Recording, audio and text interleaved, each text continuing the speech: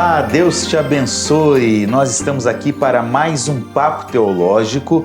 Hoje é a parte 2 do programa Cristo, 100% Deus, 100% homem. Eu quero lembrar que este é um programa da Igreja Missionária Evangélica Maranata e do Instituto Bíblico Maranata. Você pode conhecer um pouquinho mais sobre nós por meio das nossas redes sociais. Se inscreva no nosso YouTube, marca lá o sininho para você receber os nossos vídeos.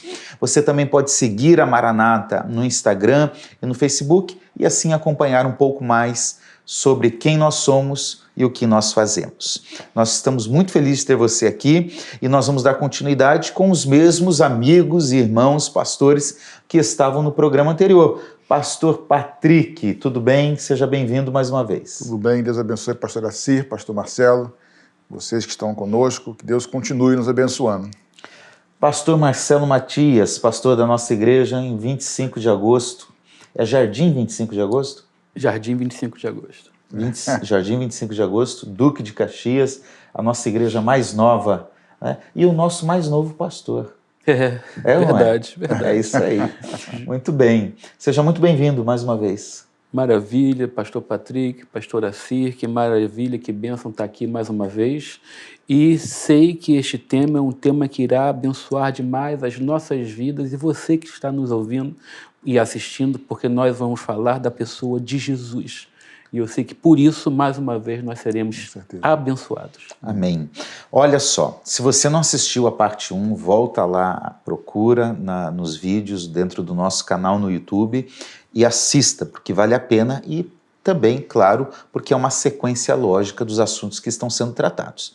Se você tem alguma pergunta, alguma dúvida, você pode colocar nos comentários e nós responderemos assim que possível. Compartilhe esse vídeo com alguém para abençoar a vida de alguém e também divulgar um pouco mais sobre Jesus, falar um pouquinho mais sobre teologia e contribuir para a formação da igreja. Tá certo? Nós vamos iniciar orando, pedindo que Deus nos abençoe nesse programa, principalmente por tratarmos de um assunto tão sério como este. Pastor Patrick, por favor. Oremos. Senhor, muito obrigado por essa oportunidade, por esse espaço, por cada vida de cada um que está conosco hoje, Pai. Eu peço que o Senhor nos abençoe aqui, nesse local de gravação e com cada um que está conosco também, Senhor. Que o Senhor nos abençoe em nome de Jesus. Amém. Amém. Muito bem, gente. No programa anterior, nós discorremos sobre a importância do tema e também entramos em um aspecto importante quando nós falamos de cristologia, o estudo sobre Cristo. Nós falamos das perspectivas históricas, como falamos de 6 movimentos, entenderam essa relação entre a humanidade e a divindade de Jesus e entenderam de forma equivocada, e como os concílios da igreja ajustaram esse assunto, estabelecendo uma doutrina que até hoje é crida por boa parte dos cristãos, pela maioria dos cristãos do mundo, como nós, né? Ou seja, que Jesus é 100% Deus, 100% homem. Aí agora a questão é, como nós também sempre fazemos nos nossos programas, vamos olhar para a Bíblia. O que a Bíblia diz sobre isso? Nós já partimos do pressuposto aqui, gente, que a Bíblia apresenta Jesus como alguém que tem a natureza humana e a natureza divina de forma concomitante, correto? Ele é uma única pessoa que tem as duas naturezas. Então vamos olhar, começando pela humanidade de Jesus. Jesus era homem? Se ele era homem, 100% homem, se ele era homem, como nós podemos mostrar isso biblicamente? Pastor Patrick, por favor. Podemos mostrar buscando textos bíblicos, que para nós é a palavra de Deus, que nos mostram evidências de práticas, experiências que só os seres humanos têm.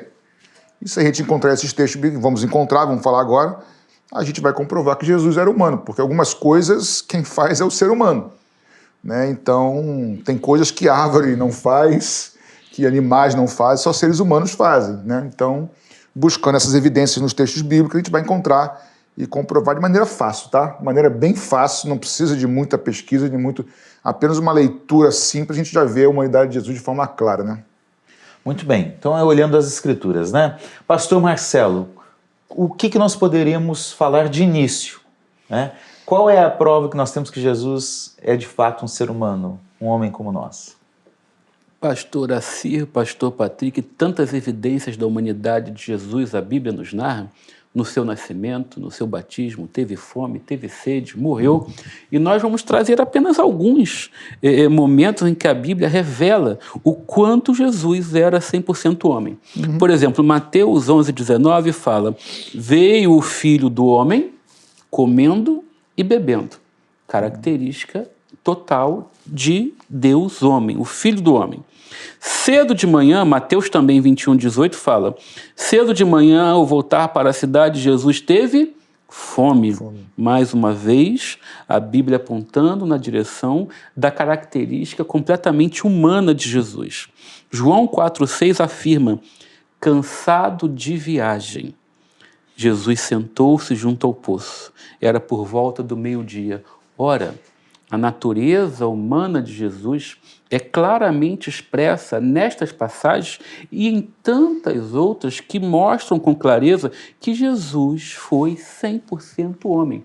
De forma que discordar da natureza humana de Jesus é discordar da Bíblia Sagrada e da revelação que nela está contida. Nós podemos dizer, pastor Marcelo, que Jesus teve cansaço, teve fome, teve sede, sofreu, ficou alegre, se entristeceu, Chorou. amou, chorou, irou-se. ficou irado, né? Ou seja, tudo que é... conjunto de características completamente humanas. Agora, eu estou pensando aqui algo. A gente está falando de algo já na fase adulta, mas nós iniciamos falando que ele nasceu, Sim. né? A gente pode ler isso em Mateus, a gente pode ler isso nos Evangelhos, mas eu acho que tem um texto muito interessante que, ok, ele nasceu, mas ele também cresceu como uma criança. Sim. Podemos ler Lucas 2, se não me engano, versículo 52, por favor? Lucas 2. Lucas, Evangelho de Lucas, capítulo 2, versículo 52. Ou seja, Jesus nasceu como uma criança. Alguns querem falar que esse nascimento não foi como os outros. Deixa eu queria falar antes de ler o Lucas, porque quem contradiz a humanidade de Jesus... ele nasceu, ok, diz essas pessoas que negam a humanidade de Jesus. Ele nasceu, mas ele nasceu gerado pelo Espírito Santo, porque o Espírito te envolverá. Aí, o que eles argumentam? Ele foi gerado por Deus ali, então ele não era 100% homem.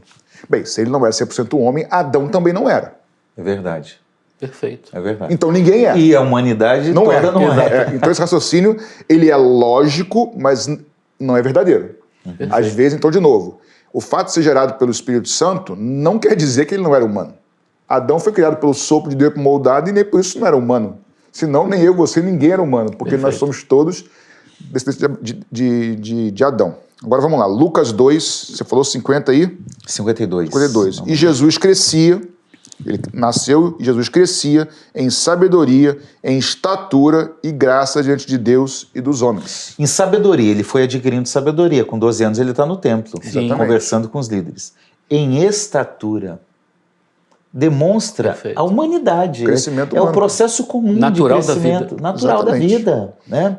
E sabedoria Graça. E graça diante de sabedoria, estatura e graça diante de Deus. E dos homens. E dos homens. Isso. Que coisa maravilhosa. Então, a Bíblia não é um livro biográfico. Ela não quer demonstrar toda a vida de Jesus, toda a vida de Moisés, toda a vida de Paulo. Não tem esse propósito. Ela apresenta fatores da vida que são importantes dentro da revelação, dentro da nossa fé.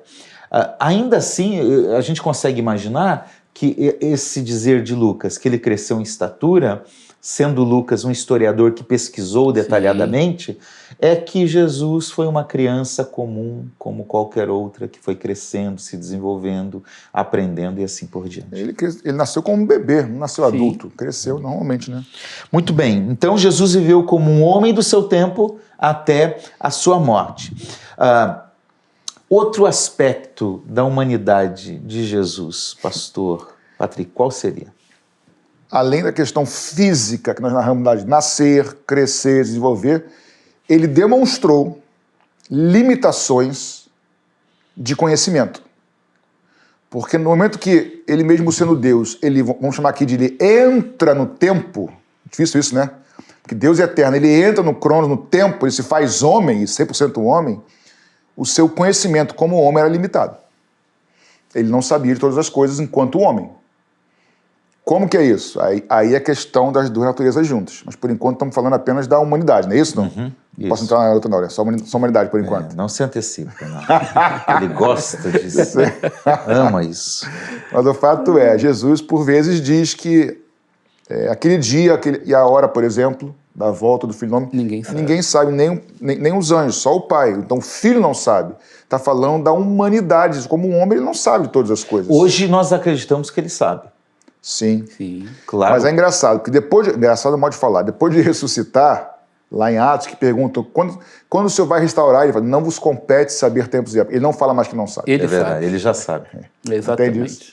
Não vos compete saber. Ele não fala que não sabe mais, porque aí já o corpo glorificado é outra história. Isso aí. Seria um outro assunto para a gente depois conversar, que é outro mistério que não entende muita coisa. Mas o fato é, 100% homem, tinha coisas que Jesus não sabia. E como que ele via saber? Ou por conhecimento humano, ou por revelação do Espírito Santo. Assim como nós. Eu não sei todas as coisas. Mas um dos dons do Espírito, por exemplo, é a palavra de conhecimento. Então é possível o Espírito Santo nos dar a conhecer algo que nós não conseguiríamos naturalmente. Jesus, creio eu, também experimentou isso, mas como um homem. Ele dependia do Espírito Santo. Ele, como homem, não sabia de todas as coisas. Perfeito. Muito bem. O que mais, pastor Marcelo Matias? Vida religiosa. Ele desenvolveu uma vida religiosa comum, enquanto na guarda de seus pais, levado pelos seus pais, tanto que a Bíblia relata esse texto que nós lemos, em que ele foi levado pelos pais ao templo e depois ficou lá conversando, discorrendo com os doutores da lei. Então ele teve uma vida religiosa. Além disso, já na fase adulta, ele orava, ele estudava, ele meditava, ele estudava e lia as Escrituras. Então ele demonstra na sua vida, no seu aspecto completamente humano... Se ele não fosse humano, não precisava estudar. Não precisava. Não precisava. E nós vemos que ele constantemente cita as Escrituras. Verdade. Através da leitura, da educação que ele recebeu. É por isso que ele tem a sabedoria e o conhecimento, porque ele cumpria uma vida religiosa como qualquer outro homem do seu tempo. Eu acho que é Lucas que diz, como de costume, Jesus foi à sinagoga. Lucas? Né? Sim, como de costume.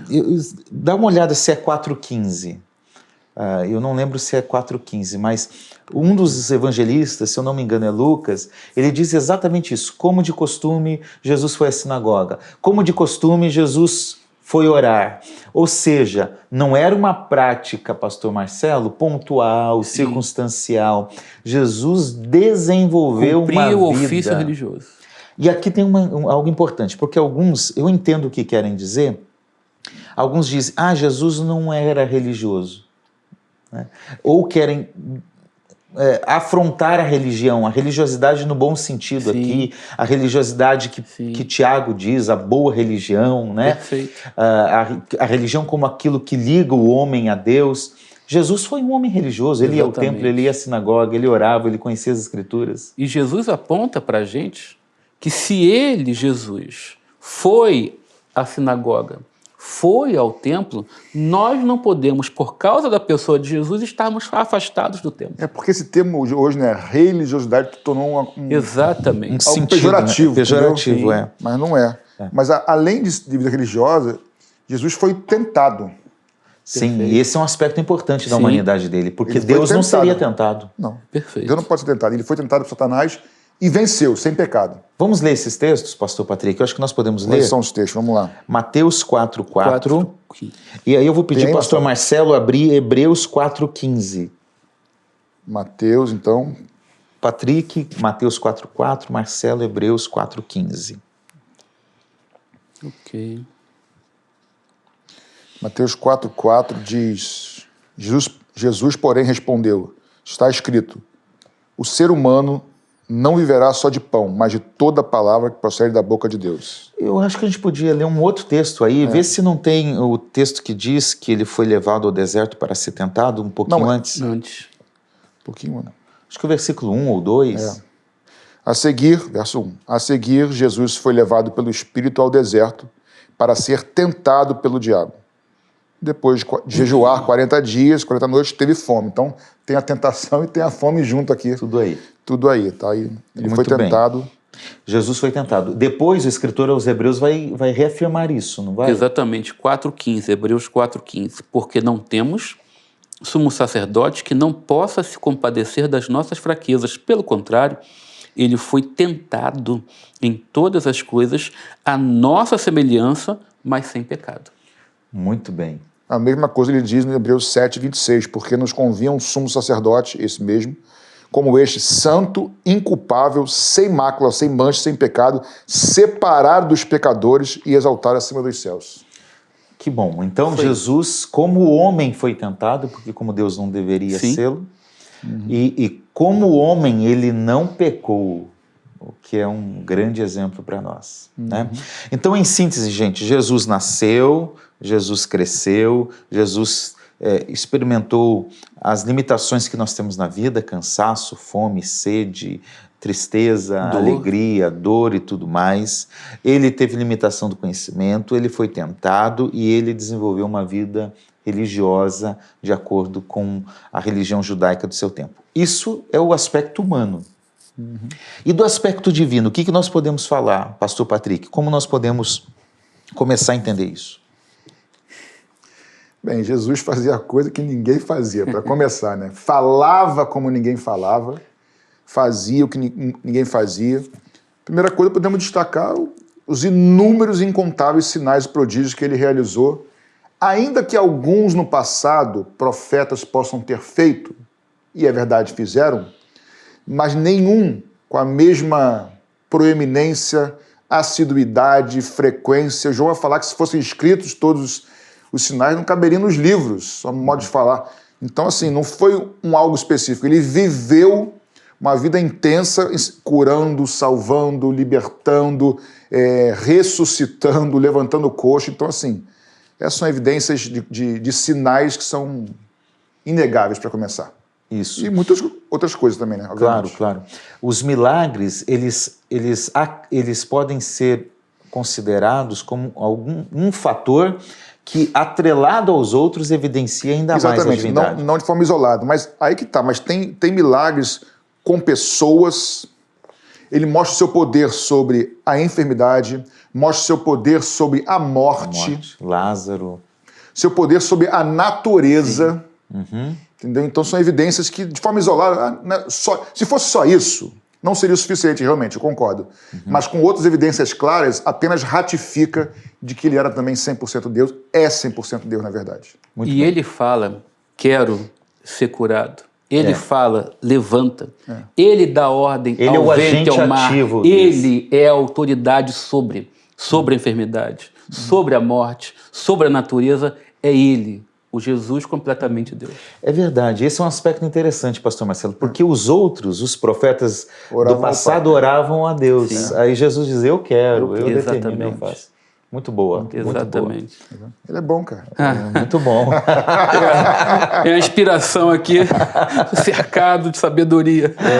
Muito bem, o que mais, pastor Marcelo, complementando aí a sua... Em outros aspectos, ele próprio, Cristo, reconhecia e anunciava a sua divindade. E eu acredito que tem um texto que ele é fundamental para que a gente compreenda isso. Porque Jesus fala em João 8,58 o seguinte, Jesus respondeu, em verdade lhes digo, que antes que Abraão existisse, eu sou. Esta frase é um atributo exclusivo de Deus que só Deus pode falar. Eu sou. E Jesus afirma isso. Antes a pré-existência. Antes que Abraão existisse, eu sou. E, aliás, ele usa a mesma expressão que Deus se revela a Moisés no Êxodo. Exatamente. Então, quando os judeus ouviram Jesus dizendo, eu sou, eles entenderam muito bem o que ele quis dizer. Quem eu vou dizer que está me enviando para libertar vocês? Diga que o eu sou, Deus falou. E a discussão ali de João 8 é os judeus com Jesus. Exato. Né? Ou seja, o que ele diz assim? Eu sou o Deus de vocês lá do deserto que libertou vocês. Eu sou esse Deus. Eu sou esse Deus. Eu sou o eu sou. Essa afirmação realmente é... Então, Jesus está se igualando em essência ao Pai. Hebreus também tem um texto muito bom, não é, pastor? Hebreus capítulo 1. Depois você lê em casa capítulo 1 de Hebreus, que ele é tremendo. Eu não vou ler todo não, mas Começa dizendo assim, pois ao qual dos... Ou melhor, no começo. Antigamente Deus falou muitas vezes, de muitas maneiras, pelos profetas, mas agora ele fala pelo Filho. E aí começa a falar sobre o Filho de Deus, sobre Jesus. E aí, Hebreus 1, verso... Vou ler 7 e 8 só para vocês entenderem. Ainda quanto aos anjos diz, aquele que os seus anjos faz ventos e a seus ministros labaredas de fogo. Mas a respeito do Filho diz, isso é Deus Pai falando, a respeito do Filho diz, o teu trono, ó Deus, é para todo sempre, cetro de justiça é o cetro do teu reino. Deus Pai chamando o Filho de ó Deus, o teu trono. Aí continua no verso 9, amaste a justiça, odiaste a iniquidade, por isso Deus, o teu Deus, que tremendo isso, né? Te ungiu com óleo de alegria, e continua. Ou seja, está chamando o Pai, chamando o Filho por 2 vezes de Deus. Continua. E diz ainda, no princípio, Senhor, lançaste os fundamentos da terra. Ou seja, Jesus é criador. Exato. Não só o Pai. O Pai, o Filho e o Espírito. A Trindade é criadora. Então esse texto de Hebreus 1 aqui, se lê com cuidado, ele é claro e evidente. Nós temos que fazer um papo teológico sobre Trindade. Tá apontando para mim por quê? Ameaça, assim. Porque logo eles vão descobrir. Vão descobrir. Pastor Marcelo, há um texto bíblico também de João em que Jesus se declara unido ao Pai. Né? Ele, o Pai é um, ele vai falar isso várias vezes. Nós podemos ler um texto disso? João, você selecionou aí o texto? Pode falar, João. 5,18. Nós podemos ter uma ideia. E João aí, 5,18. Depois, pastor Patrick, a gente pode falar um pouquinho do aspecto da ressurreição e da ascensão. Uhum. Pode dizer. 5,18 de João. Por isso os judeus cada vez mais queriam matá-lo, porque além de respeitar o sábado, também dizia que Deus era seu próprio Pai, fazendo-se igual a Deus. Então, não era só uma declaração de que ele era um filho de Deus como havia no Antigo Testamento, mas que ele se fazia igual a Deus. Os judeus entendiam isso. Eles entenderam isso. Entenderam. Por isso que não tinha meio termo. Ou queriam matá-lo, ou então seguiam. Não tem meio termo. Com Jesus não tem meio termo. Ou ele é, repito o que eu disse no primeiro vídeo, ou ele é quem ele diz que ele é, ou ele não é um louco. Mas ele é tudo o que ele diz que ele é, e ele cumpre tudo o que ele diz que ele promete pra gente. Glória a Deus por isso. Pastor Patrick, o que mais que a gente pode falar? Você podia falar sobre ressurreição, né? Não, ressurreição, de fato, é mais uma evidência da sua divindade. Aliás, antes de falar sobre ressurreição, posso dar um passo para trás? D2. Sem cair da cadeira aqui. Qual é a implicação dele não ser humano? Nós falamos sobre humanidade já. Já. Porque nós entendemos que Jesus venceu como homem. Ele veio como um homem, e como um homem, como segundo Adão, sem pecado venceu. Ele nos comprou como um homem. O sacerdote perfeito foi o homem que morreu sem pecado. Evidentemente, viveu 100% na dependência do Espírito Santo, como um exemplo, uma figura para a gente. Vivemos também como corpo dele, igreja, na dependência do Espírito Santo. Mas aí falando da ressurreição. Quando ele ressuscita, ele cumpre todas as profecias do Antigo Testamento a respeito dele. A sua ressurreição demonstra, vamos lá, pensar aqui rapidamente, demonstra que ele venceu o pecado, porque se ele morre com pecado, ele não cumpre sua função. Se ele morre com pecado, ele não ressuscita ali. Ele morre sem pecado, ele vence o pecado, ele vence o mundo, o padrão, o sistema desse mundo, os valores do mundo, ele vence Satanás e, por fim, ele vence a morte. Muito bom. Que é a última, diríamos nós, talvez, o último inimigo a ser vencido, a morte. E só tem poder sobre a morte a fonte da vida. Mais uma vez, sempre que ocorrer um milagre de ressurreição, alguém falou. No caso ali, não há ninguém determinando. Mas ali é uma ação trinitária. E a ressurreição de Lázaro, por exemplo, é uma ressurreição, vamos chamar aqui talvez de errado, não sei, temporal, mas depois Lázaro morreu. Não é uma ressurreição para a vida eterna. Não é vencer a morte. Jesus morreu, ele venceu a morte. E para vencer a morte tem que ter autoridade sobre a morte. Então é uma ratificação. Pastor, mas só isso comprova? Mas são inúmeras evidências que juntas ratificam a divindade de Jesus. E quando ele ressuscita, ele faz o que nós poderíamos chamar de aparecimentos miraculosos, né? Que não tinham ocorrido até então. Exatamente. Ele aparece aqui, aparece ali, ele aparece entre os discípulos. Ele come um peixinho ali na Depois brasa. come um peixinho, mostrando que o aspecto da natureza humana ainda está Sim. presente, mas que agora o corpo é glorificado, é um corpo humano Exatamente. glorificado. E tem o aspecto da ascensão, que Atos 1 vai descrever, né? Imagine aqueles irmãos, 500 irmãos, olhando Jesus subindo É um aos aspecto céus. fundamental. Você vê o Jesus ressurreto subindo aos céus para assumir o seu trono. E que bom seria se nesse tempo nosso a mesma palavra de Atos 1 se cumprisse. Como vocês viram ele subir. Verão, eles voltam. Nós, Verão, ele seria voltou. bom a gente ver isso, não seria, Meu não, Deus. gente? Na verdade, enfim, isso é um outro papo teológico, né? Eu creio que nós não vamos ver, porque nós vamos voltar com ele, na verdade. Ah, sim. Nós vamos ser arrebatados. Mas o arrebatamento que você diz... Esse é outro assunto, gente. É um Não, spoiler. deixa pra É um lá. spoiler de outro tema. né? Vamos voltar para a É cristologia. visível o aqui. arrebatamento. Hã? É visível o arrebatamento.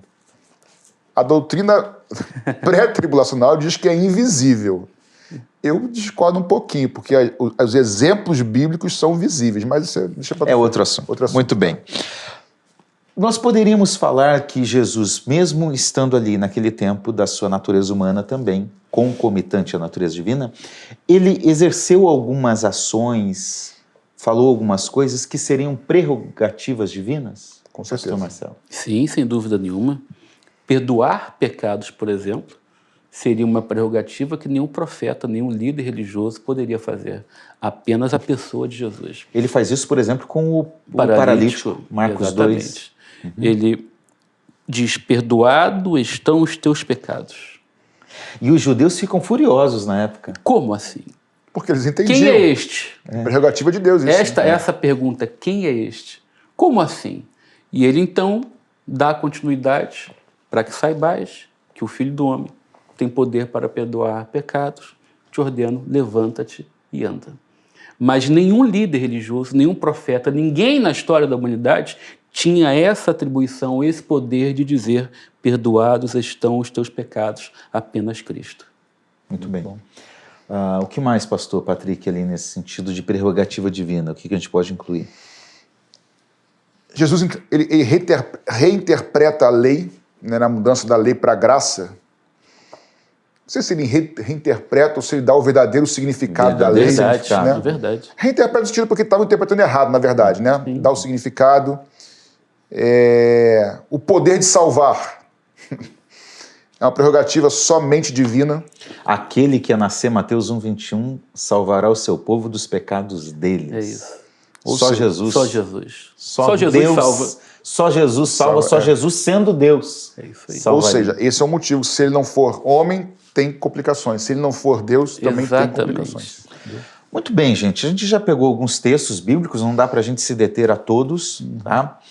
O nosso papo é teológico. Então, o que nós temos é algo, gente, que é pela fé. Anselmo de Cantuária, lá na Idade Média, no século XI aproximadamente, ele chega à conclusão seguinte: tem coisas que eu não entendo para crer. Tem gente que quer entender, eu tenho que entender tudo para crer. Anselmo vai dizer o seguinte: eu creio para entender. Então eu primeiro creio, depois eu assumo essa crença e depois eu vou entendendo. Talvez alguém poderia perguntar para nós três aqui ou para qualquer teólogo da atualidade, cristão, ortodoxo, dizendo assim: explique isso racionalmente. Não tem como. O Assir, pegando o teu gancho, o assunto é cristologia, mas deixa eu falar algo de trindade que é interessante. O Erickson, comentarista, ele fala o seguinte, não é dele não, ele cita alguém, tá? Mas ele fala o seguinte, que sobre a trindade: tente explicá-la e perca a sua cabeça. Que é complexo. Isso. Tente negá-la, a trindade, e perca a sua alma. É isso mesmo. Então, assim, tem coisas que a gente tem que... A gente estuda, vai... Mas existe um limite. Sim. Porque eu não sou 100% Deus nem um pouquinho, eu sou homem. Então, assim, eu tenho meu limite. Isso é prerrogativa, isso é motivo de eu não estudar? Não. Não correr atrás? Não, pelo contrário. Mas eu preciso saber o limiar, o limite ali, porque tem coisas realmente que a mente humana não vai alcançar. Tem uma hora que eu preciso crer. Exatamente, cara. Sem fé, é impossível agradar a Deus. Exatamente. Se fosse apenas uma questão da lógica, não seria necessária a fé. Eu preciso crer. Mas conhecer o meu limite, entender esse limite, pastores, para mim não abala a minha fé. Pelo contrário. Pelo contrário. Reforça. Entendeu? A superioridade. Ele é um, como na teologia se diz, ele é o totalmente outro. Exatamente. Ele é um ser totalmente outro. Ou seja, ele, apesar de Cristo encarnado ter manifestado a natureza humana como nós, a Trindade Santa, Deus Pai, Filho e Espírito Santo, é um ser totalmente outro, com uma perspectiva totalmente diferente. Nós somos limitados, ele não. Né? Então é uma realidade realmente bem diferente. Agora, como um conceito teológico, nós temos um nome para isso, pastor Patrick. Tá? Qual é esse nome que nós damos à união dessas duas naturezas? Deixa eu só recapitular lá que existiram aquelas divergências sobre Deus, mas não é homem, e aí nos concílios foram definidos, no primeiro vídeo falamos sobre isso, que é um só ser com duas naturezas, e não naturezas que são dois seres. Então a gente chama, a tua pergunta é uma união hipostática, ou seja, união hipostática, são duas naturezas distintas, mas no mesmo ser. Tá? Então uma pessoa só. Jesus não era um bipolar, não era às vezes homem, às vezes Deus. Ele era o tempo todo Deus em natureza, mas também assumindo uma natureza humana, que é um mistério, na verdade, entendeu? É um mistério. Agora, isso não quer dizer, pastor Marcelo, que na história da revelação, nas Escrituras, essa perspectiva seja totalmente nova. Ela é singular, ela é única, porque apenas Cristo encarnou. Mas isso não quer dizer que no processo de formação do homem, algo semelhante não tenha ocorrido. Concorda? É interessante o que o pastor Patrick já tinha abordado na questão do segundo Adão, é que se a gente olha para a pessoa de Cristo e para a pessoa de Adão, compreendendo a sua humanidade, nós vemos que Deus não é sádico. Deus cria Adão e por causa da desobediência ele cai. Jesus nasce completamente homem e em obediência ao Pai ele vence o pecado. Perfeito. Então Deus vem mostrar em Jesus de que a criação dele em obediência podia resistir ao pecado. E esta história é uma história maravilhosa porque ela nos aponta na direção de um Jesus reconciliador. E a Escritura Sagrada, ao longo de todo o seu desenvolvimento, ela centraliza o seu fundamento na pessoa deste Deus Filho, Jesus, o Cristo. É algo extraordinário. E a questão da imagem e semelhança de Deus, teria alguma relação com isso? Porque quando Deus cria, ele criou o animal, ele criou a natureza, ele criou a árvore, enfim. Mas quando ele cria o ser humano, o texto bíblico diz, ele criou a sua imagem e semelhança. Eu entendo que existe uma relação? Assim, uma antecipação de algo que viria a acontecer na história depois, de forma plena. A criação, uma antecipação limitada, falha, imperfeita. Vou chamar imperfeita porque é ilimitada, está imperfeita. Mas não só de Adão para Cristo, mas de Cristo para a igreja também. Uhum. Porque, na verdade, o ser cristão, quando a Bíblia fala que nós somos templo, que agora é o Espírito de Deus. Alguns textos falam o Espírito Santo, outros textos falam que o próprio Deus e o próprio Filho habitam em nós. Então a gente acha que só o Espírito Santo habita em nós, mas na verdade a Trindade habita em nós. E, na verdade, ser cristão agora é ter a natureza de Deus também. Evidentemente que de forma, é difícil falar, né? Incompleta, imperfeita, parece que não é perfeito de Deus, mas o Cristo é o exemplo, é o protótipo, protótipo não, é o molde, modelo, modelo, obrigado.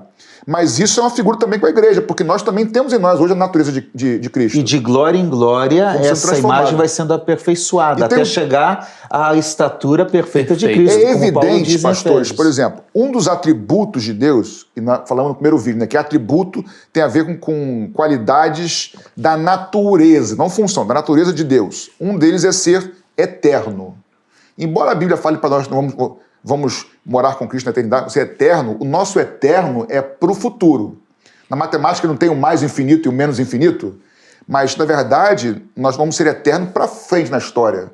Nós nunca vamos ser eterno para trás, no passado. Deus é eterno porque Deus é atemporal. Nós nunca seremos atemporais, tá? Nunca seremos deuses. Embora nós nunca sejamos deuses, nunca vamos ser, tem um texto de João, quando demora, que diz assim, nós somos filhos hoje, porque ainda não se manifestou o que haveremos de ser. Porque quando ouvirmos, seremos semelhantes a ele, iguais a ele, cara. É isso. Então, assim, a questão do cristianismo é termos hoje a natureza de Deus, perfeita em Cristo e em nós ainda sendo transformada de glória em glória. Então, existe lá em Adão uma figura imperfeita, incompleta, em Cristo é a plenitude, o modelo, e que o cristianismo também começa a se desdobrar para que um dia nós seremos com o corpo glorificado, que é outro mistério pior do que esse, para a gente entender, né, cara? Então, gente, em síntese aqui, em Cristo nós temos as duas naturezas, natureza humana, natureza divina. Nós não conseguimos explicar de fato como isso se dá, por que se dá. A gente só sabe o que a Bíblia diz, que isso existe. E por isso nós cremos. Nós cremos na Bíblia como palavra de Deus, nós aceitamos e acreditamos o que a Bíblia diz. E por isso nós apenas desfrutamos dessa realidade revelada a nós. Tá certo? Perfeito. Nós já, principalmente no primeiro programa, eu acho que valeria a pena a gente pontuar alguns aspectos aqui. Nós fomos tentando fazer uma ponte, olhando para o passado, mas trazendo algumas coisas da atualidade, tá? E eu gostaria de nós reiterarmos isso, porque um problema em relação à pessoa de Jesus, seja sua humanidade ou divindade, um problema cristológico também é atual. E em que sentido nós poderíamos dizer que isso é bem atual? Posso? Pode. Eu penso o seguinte, nós citamos no primeiro vídeo a questão do gnosticismo, por exemplo. Bem rapidamente, em 30 segundos. Eles criam que o espírito é bom e o corpo, matéria, é ruim, má. Isso significa que o que eu faço no meu espírito não interfere, não comunica com uma parte material, e nem vice-versa. Portanto, segundo os gnósticos, eu poderia evoluir espiritualmente e viver de qualquer maneira na carne, porque não implica no espírito isso. Tá? Isso se aplica hoje, porque eles não criam que Jesus poderia ser Deus e ser homem, porque é uma coisa separada da outra. Então, se ele é Deus espiritual, ele não pode ser homem. Tá. O que tem a ver com hoje? Eu olho para a Bíblia e vejo que Jesus venceu. Ah, mas ele não venceu como um homem, venceu porque ele é Deus, pô. Então também não preciso vencer. Eu não sou Deus. E aí eu deixo. Isso é um erro. Ele venceu como homem. E Paulo vai dizer em Romanos que agora, pois, condenação nenhuma há para aqueles que... Passo para trás. O bem que eu quero fazer, eu não faço.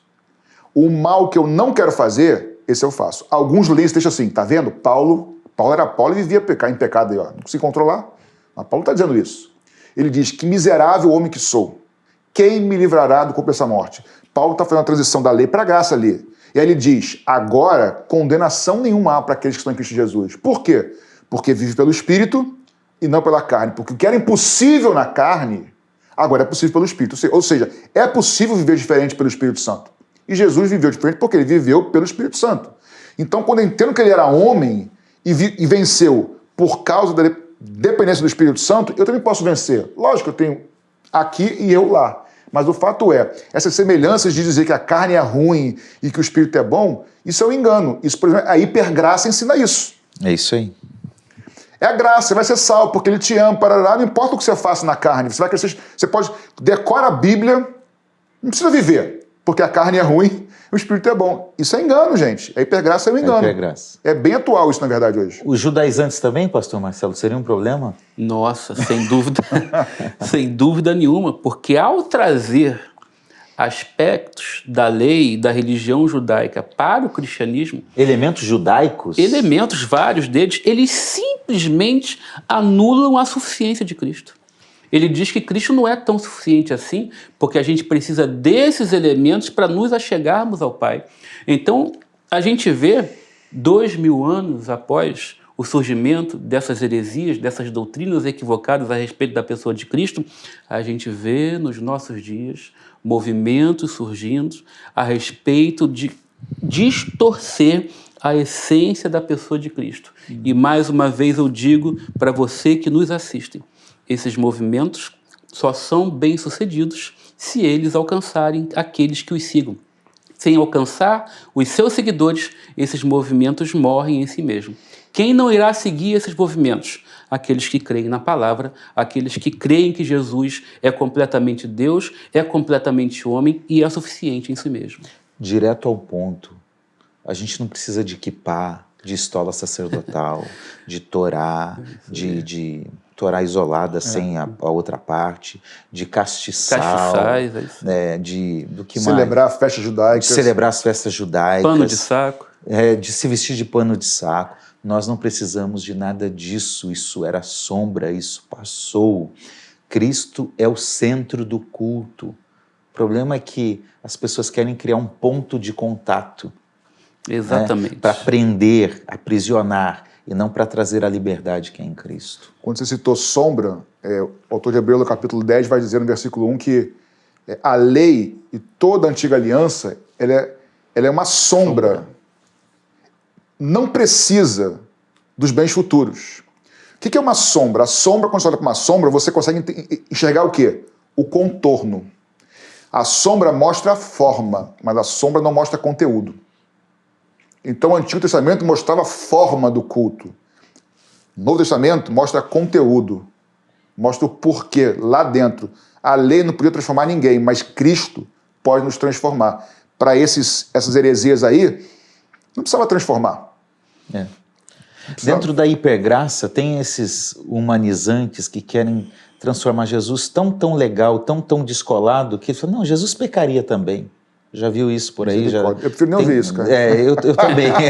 Mas tem um sujeito aí, um ou dois, dizendo essas coisas por aí, né? Infelizmente.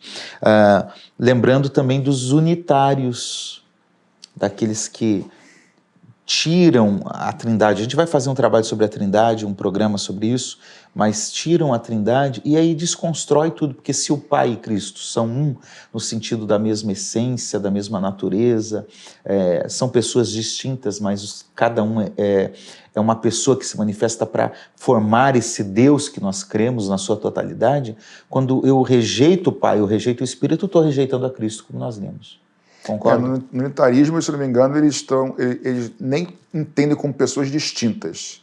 É como um Deus se manifestando de maneira diferente em três pessoas, entendeu? Infelizmente. Né? E o arianismo que cria uma subclasse de Deus. Exatamente. Um Deus está acima do outro. Deus Pai está acima de Deus Filho. Bom, gente, para nós irmos para o final do nosso programa, as controvérsias cristológicas da história não eram pontos de vista secundários.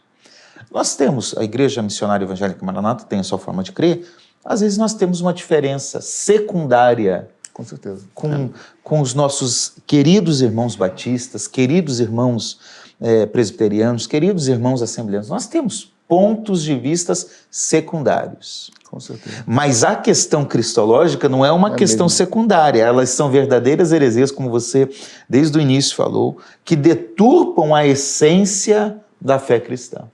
Né? Por isso, nós precisamos rejeitar isso. Exatamente. Eles negavam a divindade, o ebionismo, negavam a humanidade, o docetismo, negavam a integralidade da natureza divina, arianismo, negavam a integralidade da natureza humana, apolinarianismo, e negavam a dualidade das duas naturezas, eutiquianismo. É isso aí. Termos complicados. Eles rejeitavam. Por isso, esse programa tem a proposta também, gente, de resgatar Cristo no centro da teologia, da igreja, das nossas vidas. Correto? E quando nós fazemos isso, nós estamos simplesmente reafirmando as Escrituras Sagradas. Ainda que concílios não tivessem existido, as Escrituras já estavam lá. Concílios existiram com base de determinar, de convergir aquilo que a Bíblia já diz. Perfeito. Nós estamos aqui hoje simplesmente reafirmando aquilo que a Bíblia Sagrada fala a respeito da pessoa de Cristo. E isso é inegociável. Então, pastor Marcelo, uma verdadeira cristologia, ela é uma cristologia bíblica. Bíblica, completamente bíblica. O que uma cristologia bíblica faz? Ela rejeita os modismos. Ela fecha os ouvidos. Eu não quero ouvir esse tipo de coisa. Né? Ela confronta as heresias. Ela combate, ela defende as Escrituras, como você falou. Ela exalta Jesus. Né? Ela valoriza a obra de Jesus, a obra sacrificial de Jesus, e celebra essa vitória de Jesus. Glória a Deus. Né? Então, Cristo está no centro de todas as coisas. Eu gostaria de terminar o programa, terminar o assunto, não o programa ainda, lendo o texto de Paulo, porque eu acho esse texto maravilhoso. aos Colossenses, capítulo 1, versículo 15 até o versículo 20. Escuta comigo. Paulo está falando de Jesus aqui. Ele diz, ele é a imagem do Deus invisível. Encarnado, ele se tornou a imagem do Deus que até então era invisível. O primogênito de toda a criação. Pois nele foram criadas todas as coisas. Ele é criador, nos céus e sobre a terra, as visíveis e as invisíveis, sejam tronos, sejam soberanias, quer principados, quer potestades. Tudo foi criado por meio dele e para ele. Ele é antes de todas as coisas. Nele tudo subsiste. Ele é a cabeça do corpo, que é a igreja. Ele é o princípio, o primogênito dentre os mortos, para ter a primazia em todas as coisas. Porque Deus achou por bem que nele residisse toda a plenitude e que, havendo feito a paz pelo sangue da cruz, por meio dele, reconciliasse consigo mesmo todas as coisas, quer sobre a terra, quer nos céus. Glória a Deus. Aleluia. Glória a Jesus. Glória a Jesus. Aleluia. Glória a Jesus. Que texto maravilhoso. Eu fico até arrepiado e emocionado de ler um texto como esse. Glória a né? Deus. Eu não sei você, mas eu sinto uma presença de Deus É aqui exatamente isso. nesse ambiente. Glória a Deus Aleluia. por isso. Podemos orar? Aleluia. Quem começou orando? Eu orei. Pastor Patrick. Então, por Pastor Assi favor. até se perdeu ali. Ó. Pastor Aleluia. Marcelo, Oremos. por favor. Aleluia. Senhor, nosso Deus e nosso Pai, obrigado, Senhor, porque Tu nos trouxeste aqui para reafirmarmos a pessoa insubstituível, incomparável, inigualável de Jesus. Aleluia. Obrigado pelo que Jesus é, o Alfa, o Ômega, o princípio e o fim, aquele que era, que é e que há de vir. Obrigado porque nele, em Jesus, está a nossa redenção. Obrigado porque em Jesus nossos pecados foram perdoados. Amém, Obrigado Jesus. porque por causa de Jesus nós venceremos a morte. É por causa do nome de Jesus, da pessoa de Jesus, do amor de Jesus. Obrigado porque neste momento em que nós estamos aqui falando de Cristo, da sua doutrina, dos seus atributos, de quem Ele é, nós sabemos que pessoas que nos assistiram ao longo deste programa poderão ter sua fé fortalecida através dos escritos sagrados, dos quais nenhuma vírgula pode ser acrescentada ou tirada, e do qual nós nos baseamos hoje para professar a nossa fé na Bíblia Sagrada, nossa única regra de fé e prática. Por isso nós te agradecemos, te bendizemos no nome de Jesus. Amém. Amém. Amém. Que Deus possa abençoar a sua vida, a sua família, a sua história. E que você dê o seu coração a Jesus. Deixe Ele reinar em sua vida. Certamente você não vai se arrepender. Amém. Eu quero lembrá-los que este é um programa da Igreja Missionária Evangélica Maranata. Esse programa, ele é sustentado por pessoas que amam esta causa, que amam o Evangelho, que amam a Igreja de Jesus e que ofertam e dizimam para que este programa, para que as igrejas continuem abertas, para que tantas coisas sejam realizadas. Eu quero convidar você a fazer parte disso também. Não é por obrigação, não é por força. É se você sentir isso no seu coração aí queimando, contribua conosco. Na tela está passando um QR Code, está passando o número das nossas contas, do Pix. Você pode contribuir de alguma forma e apoiar para que esse trabalho continue alcançando a vida de mais pessoas. E que Deus assim possa te abençoar e recompensar por sua decisão voluntária e graciosa de abençoar o reino de Deus. Amém. Gente, bom estar com vocês, vamos falar sobre isso. Pastor Marcelo, muito obrigado. Fica preparado que logo, logo você volta. Oh, misericórdia, Tá bom? Deus é bom. Foi bom, muito bom. Deus te abençoe, viu, querido? Amém. Pastor Patrick. Prazer mais uma vez estar com vocês e glórias a Jesus Cristo. Amém. Amém. Deus seja louvado. E foi muito bom estar com vocês também. Que Deus abençoe a vida de vocês, da família de vocês, em nome de Jesus. Até o próximo programa. Tchau, tchau. Deus abençoe. Deus abençoe.